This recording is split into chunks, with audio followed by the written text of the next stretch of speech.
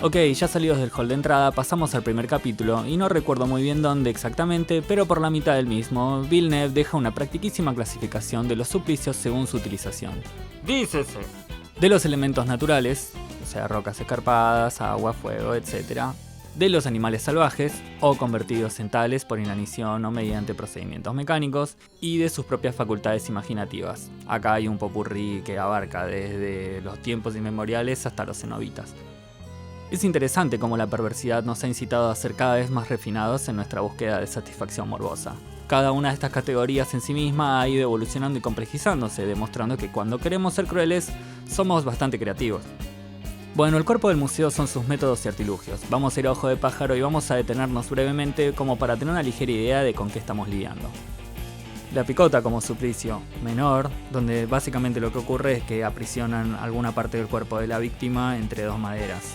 El sistema de emparejamiento, donde dos reclusos son encadenados uno al otro, dando lugar a trifulcas, donde usualmente ganaba el tipo más grande y más fuerte. La argolla y sus variantes. Ese anillo de metal que va en el cuello tiene muchísimas variaciones que incluyen desde no tener nada hasta pinches por del lado interior que lastimaba a medida que uno lo iba usando. Las jaulas. De todas formas y tamaños, esta tortura física y mental podía ejecutarse por diversos periodos de tiempo o por vidas enteras. Un dato curioso es que su inventor formal, Guillaume de Harnoncourt, en el momento de presentar su invención, fue condenado por el rey a permanecer enjaulado durante 14 años. Las marcas y mutilaciones, que van desde las marcas en la frente para esclavos y en la mano para soldados, hasta mutilaciones horribles como corte de manos, corte de pies, corte de orejas, corte de narices, o las que considera el autor, Villeneuve, las más horribles, el sedamiento o la castración. La flagelación son los castigos con látigos hechos de cuerda, de cuero, de diferentes materiales, a los cuales también se les podía adosar diferentes materiales en sus puntas para causar máximo daño. La estaca, símbolo de poder fálico. No confundamos con la estaca en el corazón a los vampiros, esto es como latigazos, pero en vez de ser algo flexible es con un pedazo de madera, con formas o con diferentes artilugios añadidos. El despeñamiento, procedimiento por el cual a la víctima se la arroja desde el risco de una montaña para que su cuerpo impacte contra las rocas y muera en el acto o sea abandonado ahí. La lapidación, en contraposición de ser arrojado contra las rocas, le arrojan piedras a uno.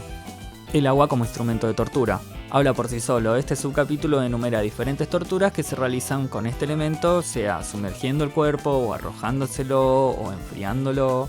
El terrible fuego, lo mismo que el del agua pero con el fuego, acá no hay demasiados artilugios de por medio. Lo que da paso a lo siguiente. Las hogueras medievales, conocidas popularmente gracias a películas y series, Villeneuve nos aporta diferentes datos desconocidos acerca de este método de tortura. Como por ejemplo que la ejecución de Juana de Arco, a contrario de lo que se nos ha mostrado, la hoguera en la que fue quemada no permitía ver su cuerpo ni su rostro. El veneno como delito. Es interesante ver cómo Villeneuve en este ítem no se centra en el veneno como un suplicio, sino más bien como un aspecto criminal, además de aportar diferentes historias de personajes importantes que utilizaron este método para eliminar a sus enemigos. La parrilla. Me encantaría decirles que acá nos detenemos y nos comemos algo, pero no, es justamente como suena, agarrar un cuerpo, ponerlo sobre una parrilla y hacerlo vivo. Variaciones en torno a la cremación. Acá es cuando la parrilla pasa al otro lado y básicamente se te quemó el asado. El mundo animal en los suplicios. Este capítulo es bastante amplio y abarca desde animales con hambre, pasando por animales entrenados hasta la utilización de animales salvajes para desmembrar a sus víctimas. La horca. Reconocidísimo suplicio utilizado en la mayoría de las culturas. En particular, el Imperio inglés lo utilizó durante siglos como su suplicio de predilección para castigar públicamente a quienes consideraban criminales. El garrote. Ya que hablamos de los ingleses, los españoles utilizaron este método de ejecución a modo insignia antes, durante y posterior a la época del fascismo. La decapitación, procedimiento por el cual se trata de separar la cabeza del cuerpo de la víctima. Durante muchos siglos se utilizarían diferentes elementos como espadas, hasta que se llegó a la perfección y la humanidad de la guillotina. Reconocidísimo y refinadísimo elemento de ejecución llevado al estrellato gracias a la Revolución Francesa.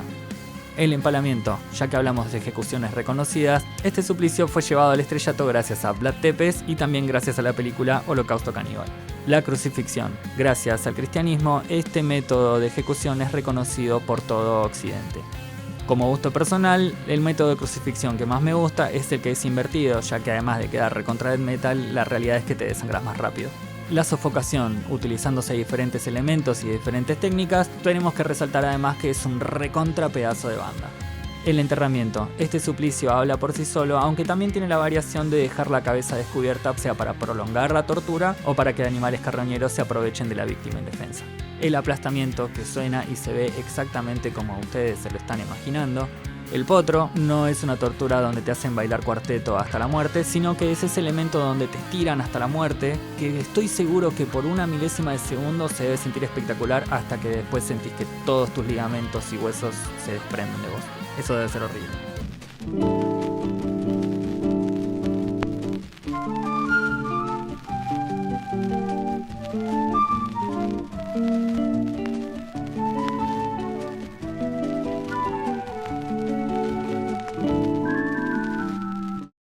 La rueda, más death metal no se consigue. En un elemento con forma de rueda de carreta, te atan, te rompen los huesos para que adopte su forma, te suben a un poste para que te dé el sol y lo que te mata es o el dolor, o los animales carroñeros, o el hambre, o el sol directo. El desollamiento. Horrible, horrible, horrible, horrible suplicio donde te arrancan toda la piel y te dejan todos los órganos expuestos mientras todavía estás vivo. La sierra, es lo que se oye. Utilizan una sierra para cortarte en la mitad, sea de un costado, desde arriba, desde abajo o por el lado que se le ocurra a quien está ejecutando. El despedazamiento. Acá se deja todo refinamiento de lado y es exactamente lo que estamos pensando. Te cortan en pedazos enfrente de toda la gente. Otros suplicios. Como podemos imaginar, existen innumerables métodos de ejecución. Nosotros vamos a resaltar este porque la verdad es bastante impactante y además su ilustración venía incluida en el libro.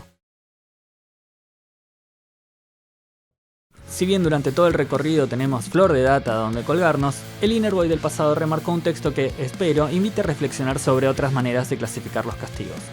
Dice Tácito: mientras que los traidores y los tránsfugas eran colgados de un árbol, los cobardes, los ruines y las prostitutas son arrojados al lodo de los cenagales, pero cubiertos con una arpillera. Mediante esa diversificación en los suplicios, parecen querer demostrar que los crímenes han de expiarse a la luz del día, en tanto que las infamias deben ser sepultadas. Pensemos en la distinción entre un castigo que se exhibe como escarmiento a los pueblos y otro que se esconde por la vergüenza. Esto, obviamente, es notable durante este periodo donde la tortura suele ser pública.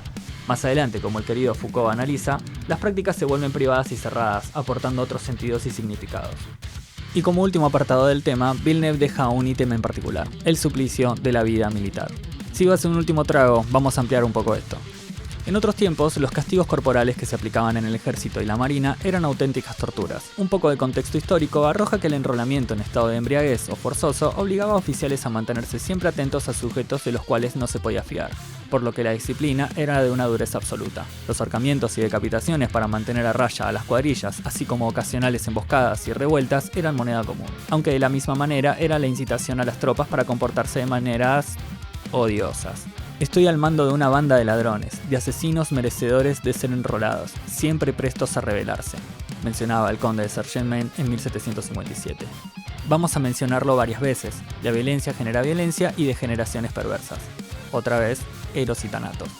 Como por ejemplo, en la Legión extranjera francesa, la práctica a gran escala de suplicios militares generó una tradición. Pertenecer a los batallones disciplinarios se convirtió para muchos en un honor y en una prueba de virilidad. Fue tanto que debieron crear distintos niveles de tortura a la medida que se demostraban insuficientes.